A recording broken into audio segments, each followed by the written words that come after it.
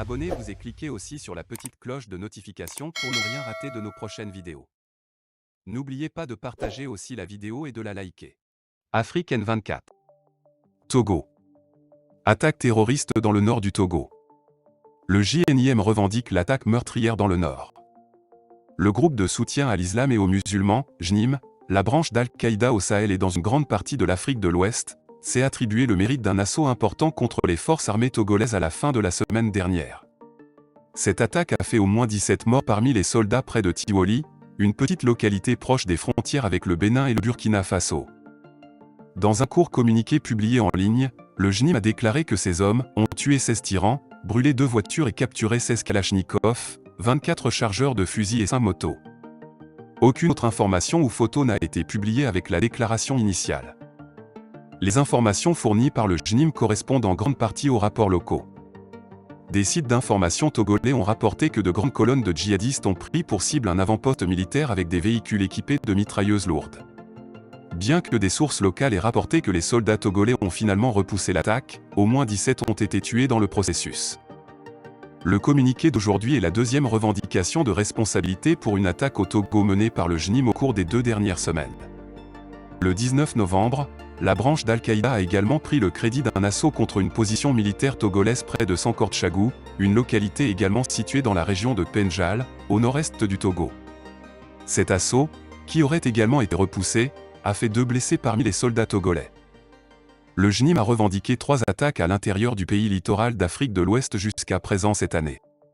Le premier assaut, un autre raid contre les troupes togolaises qui a fait au moins 8 morts parmi les soldats en mai, a également été revendiqué dans un communiqué audio non officiel, selon l'analyste Eni Enebia. Depuis le premier assaut djihadiste dans le nord du Togo en novembre dernier, le pays a subi au moins 13 attaques djihadistes de ce type. La grande majorité a eu lieu dans sa région nord-est de Penjal tandis qu'une s'est produite dans la région nord-ouest de Tone. Ces raids ont fait au moins 58 morts parmi les civils et les soldats, selon les données compilées par le Long War Journal des FDD. Pendant ce temps, le voisin du Togo, le Bénin, a également été témoin de 3 attaques djihadistes jusqu'à présent ce mois-ci. Cela comprend un assaut repoussé sur une position militaire béninoise près de Karimana dans la région nord-est d'Alibori le 10 novembre et 2 raids repoussés près de positions militaires près de Kérou dans la région nord-ouest de la Takora et Kalal dans la région nord-est de Borgou, qui se trouve au sud immédiat de Alibori. Le raid près de Kérou a probablement été perpétré par le JNIM, qui maintient une forte présence dans les zones frontalières Burkina Faso-Togo-Bénin. Les agressions à Karimana et Kalal ne sont pas claires, car le JNIM et l'État islamique opèrent tous deux à l'est du nord du Bénin.